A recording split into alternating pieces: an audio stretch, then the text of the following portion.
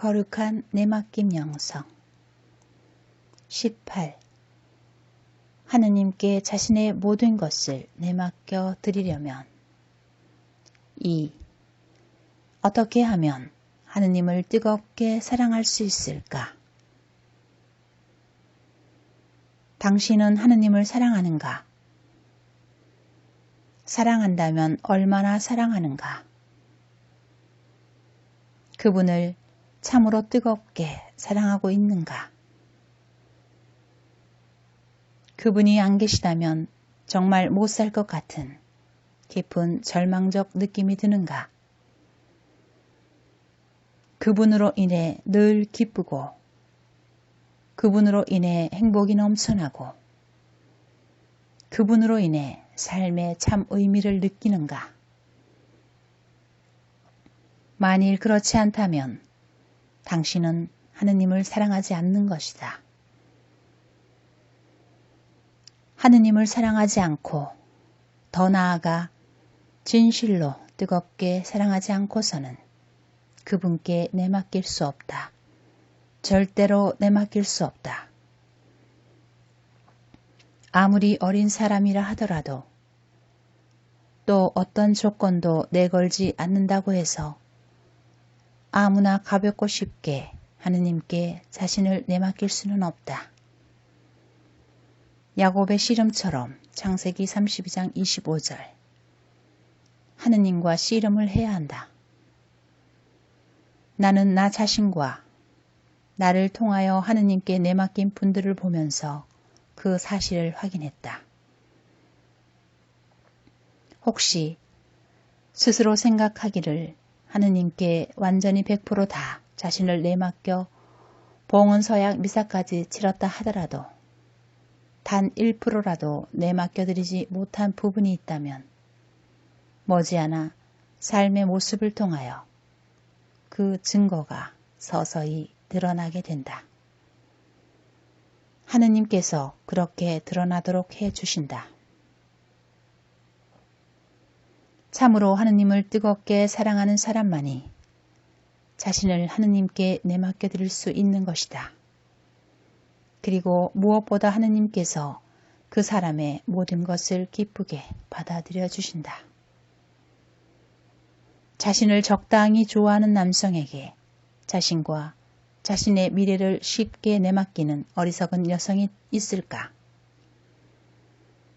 또 자기에게 너무 쉽게 모든 것을 맡긴 그런 여성을 남성이 끝까지 사랑하고 책임져 줄까? 적당히 쉽게 이루어진 모든 일은 그 일이 이루어졌던 그 모습 그대로 적당히 쉽게 사라져 버린다. 인간적인 모든 것은 아무리 그것을 확실하고 완전하게 이루었다 하더라도 변화하는 환경에 따라 언젠가는 변화되는 것이다. 그러나 하느님은 인간과는 다르시다. 우리가 우리의 부족한 모든 것을 있는 그대로 완전히 100%를 맡겨드리기만 하면 그때부터 우리의 모든 것에 모든 것이 되어주신다. 아주 영원히 확실하게 말이다. 우주 만물의 주인이신 하느님께서 그 무엇이 부족하셔서 우리의 보잘것없는 모든 것을 원하시겠는가?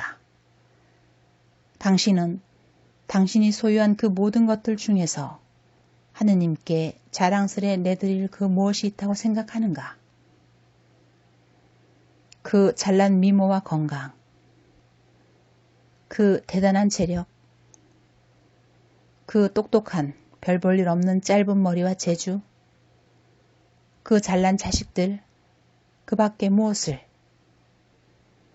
하느님께서는 세월과 함께 썩어 없어질 우리의 것들을 전혀 원하시지 않는다. 하느님께서는 오직 우리의 사랑만을 원하신다. 자신을 창조해 주신 주인으로 알아모시고 오직 하나 당신을 사랑해 드리는 것만을 원하신다.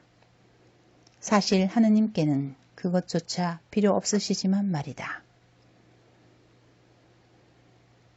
우리가 그분께 그렇게 해드릴 때에야 비로소 우리의 영안이 열려져 인류 태초에 마귀의 관계에 빠져 깜쪽같이 가려져 있던 진리가 우리 앞에 환히 드러나게 된다. 이 세상의 모든 것이, 지금 내가 소유하고 있는 모든 것이 원래 하느님의 것이라는 사실 말이다. 나의 모든 것이 원래 하느님의 것인데 그것을 하느님께 내맡겨 드린다는 것도 사실은 잘못된 말이다.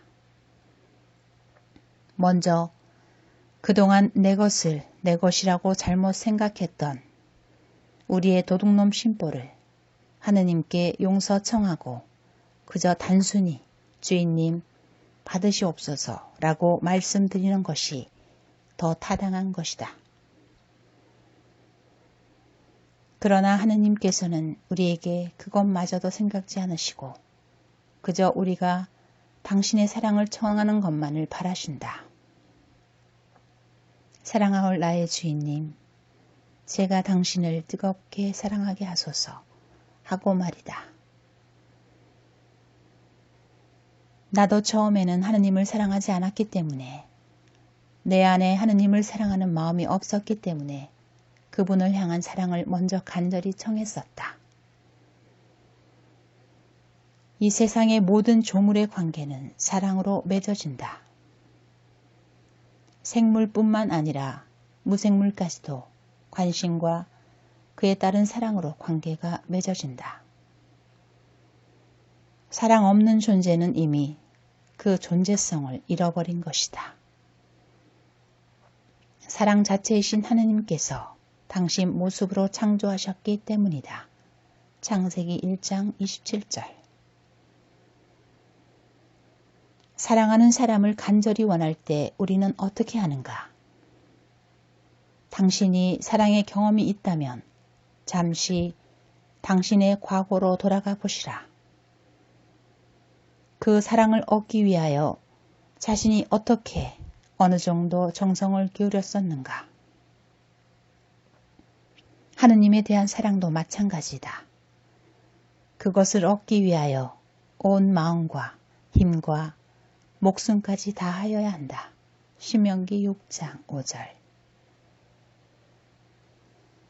그럼에도 불구하고 오늘날 하느님께서는 사람들에 대한 사랑에 너무 굶주리셔서 일단은 우리에게 당신을 사랑하려는 간절한 마음과 그에 따르는 조그만 정성만을 요구하신다.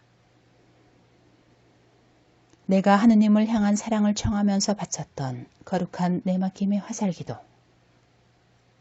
사랑하올 나의 주인님, 제가 당신을 뜨겁게 사랑하게 하소서처럼 그분의 사랑을 청하기만 하면 된다.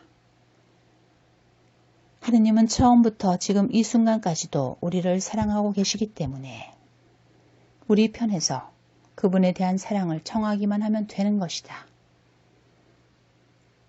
참으로 하느님을 사랑하기를 간절히 바란다면, 그리하여 하느님께 자신의 모든 것을 내맡겨 드리려면 나의 경험을 그대로 따라하시라. 내가 경험한 그대로 이루어질 것이다. 만일 그대로 이루어지지 않았다면 실제로 그렇게 하지 않은 것 외에 다른 이유가 없을 것이다. 하느님을 사랑하기를 간절히 원하면서 사랑하올 나의 주인님, 제가 당신을 뜨겁게 사랑하게 하소서를 약 3개월 정도 하루에도 쉴 틈 없이 열심히 바쳐보시라. 글라라 수녀원에서 펴낸 하느님 안의 숨은 생활이라는 책에서도 수덕생활 영성 수련가의 경험을 통해 3개월 정도면 기도의 효과를 본다고 말하고 있다. 3개월 동안 아무것도 거절하지 않는 영혼은 틀림없이 완덕에 도달한다. 하느님 안의 숨은 생활. 내가 직접 체험해 보았다. 분명히 그대로 되어질 것이다. 그대로 되었다. 창세기 1장 7절. 고대로부터 여러 종교에서는 반복되는 짧은 거룩한 단어가 모여서 얼마나 대단한 능력을, 아니 무한한 능력을 지니고 있는지를 이미 잘 알고 기도를 바쳐왔던 것이다. 인디언들은 오늘날도 자신의 소원을 1만 번만 외우면 그 소원이 이루어진다고 믿는다고 한다. 일본의 남녀 호랭개교도들도 마찬가지라 한다. 우리 교회의 전통 안에도 성경 구절이나 짧은 기도를 반복해서 바치는 기도가 있어 왔다. 프란치스코 살레시오 정께서는 그의 신심생활 입문 제13장 열망, 화살기도 그리고 선한 지향에서 화살기도는 영적 은둔과 더불어 신심이 진보하는 데 가장 필요한 것이며 화살기도 없이는 관상생활을 제대로 할 수 없으며 노력을 한다 해도 헛수고가 될 것이다 라고 하였고, 현대 영성의 대가라고 하는 토머스 머턴 신부도 자꾸자꾸 반복하여 말하고 되뇌어라 수시로 그리고 끊임없이 그것이 기도이다 라고 하였다. 3개월 이상 화살기도에 집중하면 분명 하느님의 사랑을 얻어내어 서서히 하느님을 뜨겁게, 더욱 뜨겁게 사랑하게 될 것이다.